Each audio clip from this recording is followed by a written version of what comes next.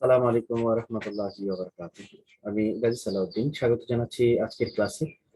তো শিক্ষার্থী বন্ধুরা, কেমন আছো তোমরা সবাই? করোনা পরিস্থিতির ভয়াবহতা অনেক কমে গেছে এবং আমরা সবাই উম, যার যার প্রতিষ্ঠানে চলে যাচ্ছি। এখন সপ্তাহে তোমাদের হয়তো একদিন করে ক্লাস হচ্ছে এবং আহ, একদিন করে ক্লাসের মধ্যেই হয়তো তোমাদেরকে আইসিটি ক্লাস করতে হবে, এরকম একটি আহ, ব্যাপার আছে। এবং এর পাশাপাশি তোমরা অবশ্যই আমার চ্যানেলে আমার যেই টিউটোরিয়াল গুলো তোমাদেরকে করে দিচ্ছি, সেই টিউটোরিয়াল গুলো তোমরা দেখবে এবং যদি তোমাদের কোনো কিছু জানার থাকে তাহলে তোমরা কমেন্টস বক্সে জানাবে। তো আজকে কথা না বাড়িয়ে চলো আমরা ক্লাসটি শুরু করি এবং আহ, আমরা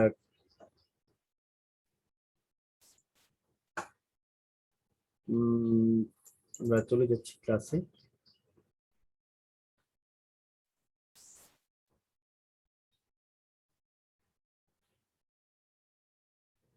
এ পর্যন্ত তোমাদের জন্য অনেকগুলো ক্লাস করা হয়েছে এবং আজকে একটি নতুন ক্লাসে তোমাদেরকে স্বাগত জানাচ্ছি আমি। তো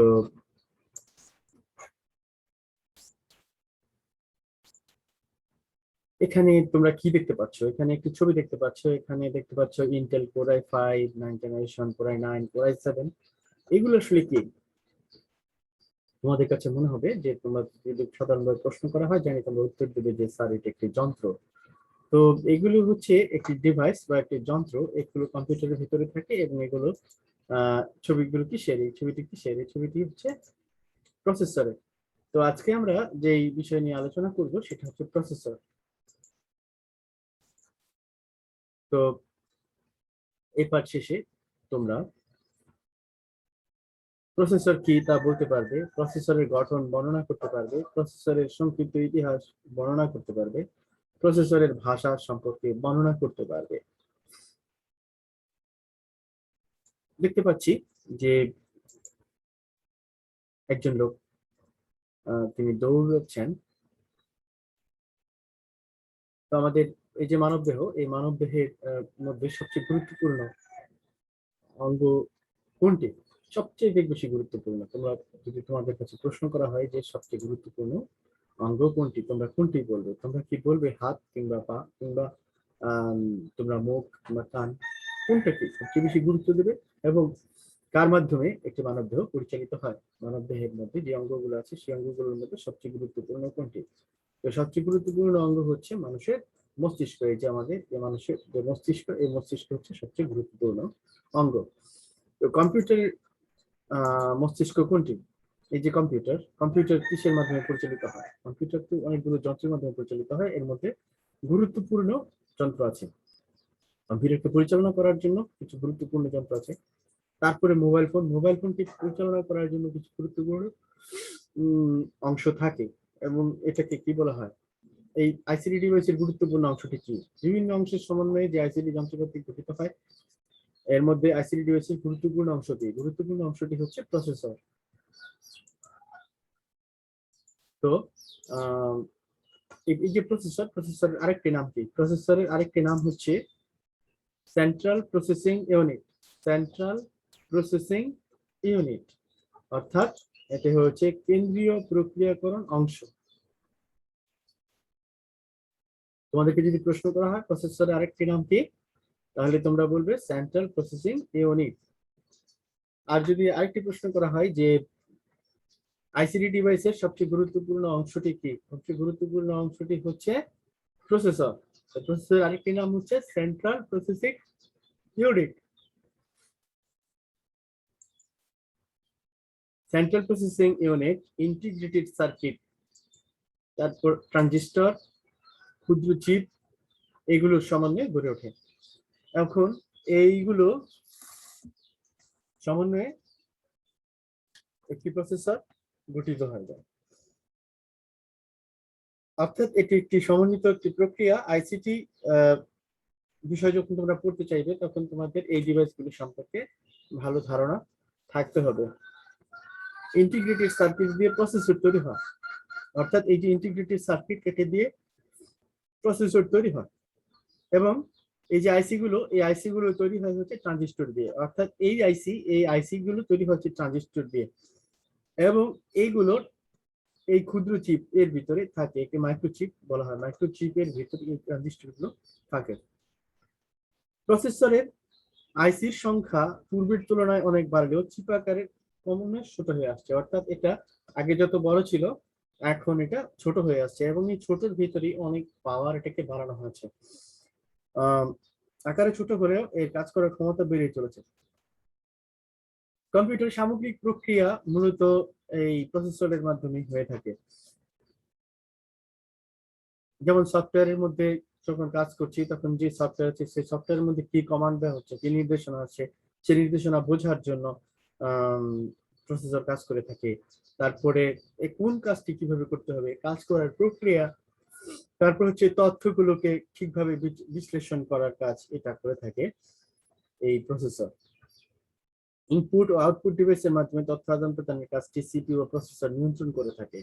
অর্থাৎ কম্পিউটারের মধ্যে যদি কোনো কিছু দিতে হয় ইনপুট ডিভাইসের মাধ্যমে, এটা কি দেওয়া হচ্ছে এটা প্রসেস করে প্রসেসর, তারপরে আউটপুটের মধ্যে কি দেখানো হবে সেটা দেখানোর জন্য প্রসেসর কাজ করে থাকে। এক কথায় কম্পিউটার সংশ্লিষ্ট যন্ত্রপাতি ও সফটওয়্যার নির্দেশনা আমাদের সমন্বয় করে কাজ সমাধান করে প্রসেসর, অর্থাৎ প্রসেসর হচ্ছে সমাধানকারী একটি ডিভাইস, অর্থাৎ কোনো একটি কাজকে সুন্দরভাবে করার জন্য প্রসেসর প্রসেস করে থাকে। এবং প্রসেসর আকারে এই যে চিপ আছে সেই চিপ গুলো আস্তে আস্তে ছোট হয়ে যাচ্ছে। এই প্রসেসর এর মধ্যে তিনটি অংশ থাকে, যেমন গাণিতিক যুক্তি ইউনিট, তারপর হচ্ছে নিয়ন্ত্রক অংশ, তারপর হচ্ছে রেজিস্টার স্মৃতি।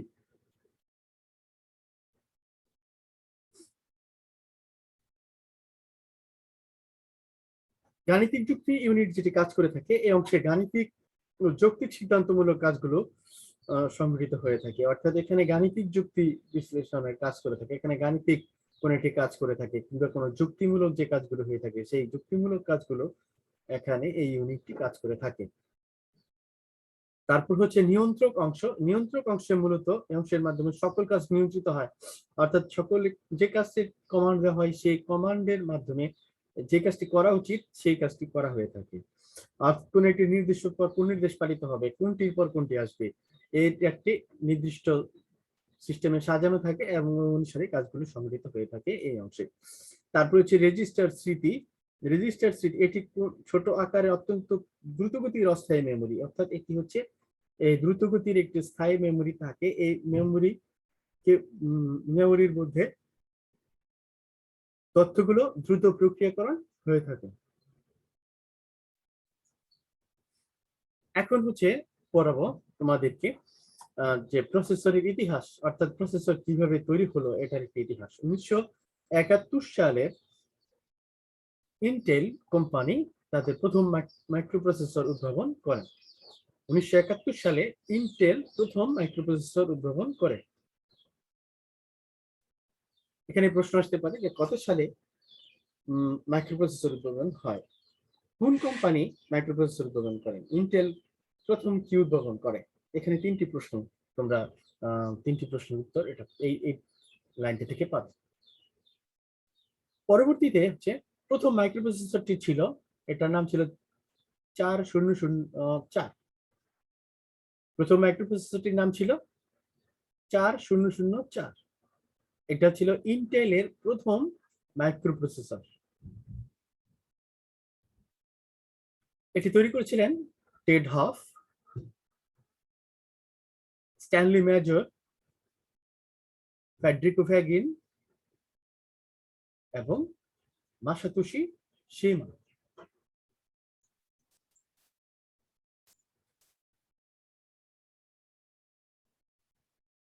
4004 মাইক্রোপ্রসেসরে ট্রানজিস্টরের সংখ্যা ছিল 2300টি। বর্তমানে কোর i7 প্রসেসরের ট্রানজিস্টর সংখ্যা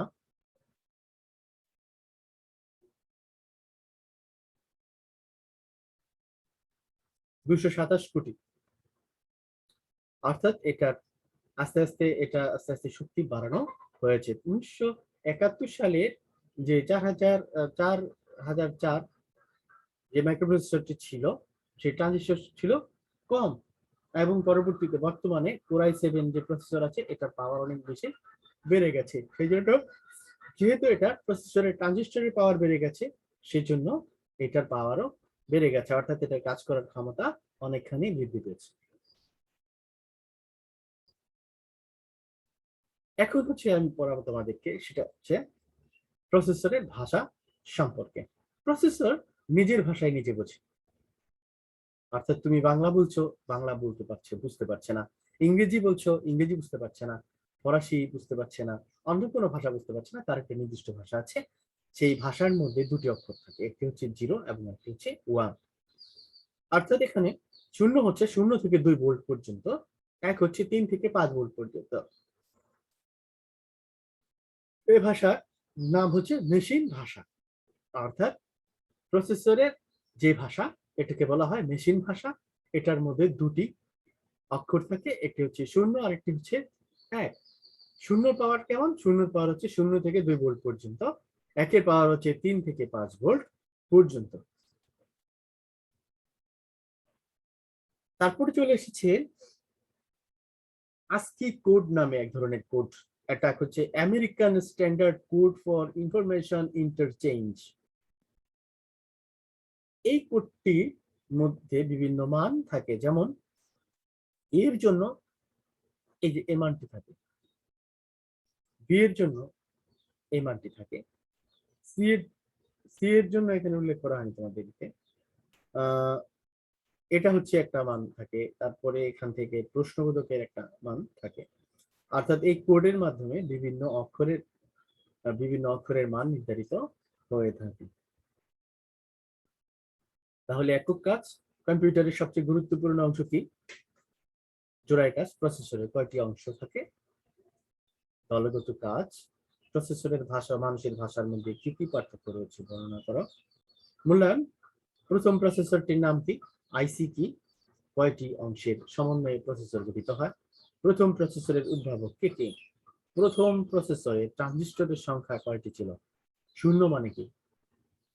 এই মূল্যায়নের প্রশ্নের উত্তরগুলো তোমরা যদি দিতে চাও, তাহলে ক্লাসের প্রথম থেকে শুরু করে আবারও এটা দেখে আসতে পারো, তাহলে তোমাদের মূল্যায়নের প্রশ্ন উত্তরগুলো দিতে সহজ হবে। মূল্যায়নের প্রশ্নের উত্তর, এখানে প্রশ্ন আছে 6টি, যে কোনো একটি প্রশ্নের উত্তর তোমরা অবশ্যই আমাকে কমেন্টস করে জানাবে, তাহলে আমি বুঝতে পারবো যে তোমরা আমার ক্লাসে মনোযোগী হয়েছো।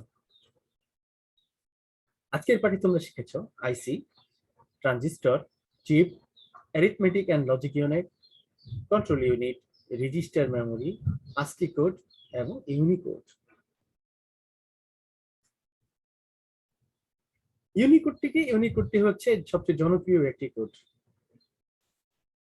আগামী পাঠে যা শিখবে অ্যানালগ, অ্যাম্পলিফায়ার, অ্যাডাপ্টার, দ্বিমাত্রিক, ত্রিমাত্রিক সম্পর্কে। বাড়ির কাজ, প্রসেসর হচ্ছে কম্পিউটারের মস্তিষ্ক ব্যাখ্যা করে। তো শিক্ষার্থী বন্ধুরা, আজকের মতো ক্লাস এখানে শেষ করছি। তোমাদের সকলকে ধন্যবাদ। আগামী ক্লাসে দেখার আমন্ত্রণ জানিয়ে আজকের মতো ক্লাস শেষ করছি। তোমরা সবাই ভালো থেকো এবং নিয়মিতভাবে তোমাদের যে দিন নির্ধারিত হয়েছে সেই নির্ধারিত দিনে তোমরা অবশ্যই ক্লাসে উপস্থিত থাকবে, এবং ক্লাসে উপস্থিত থাকবে প্লাস হচ্ছে আমার ক্লাসগুলো তোমরা ইউটিউবে দেখবে। সব অবস্থায় আমার চ্যানেলের সাথে থাকবে। গাজী ট্রেনিং হোম তোমাদের সাথে থাকবে এবং তোমাদেরকে সুন্দরভাবে তোমাদের ক্লাসের প্রথম থেকে তোমাদের পাঠগুলো, প্রত্যেকটি পাঠ সুন্দরভাবে উপস্থাপন করার চেষ্টা করব। আল্লাহ রাব্বুল আলামিন তোমাদের সকলে সুন্দর উপদেশ দান করুন।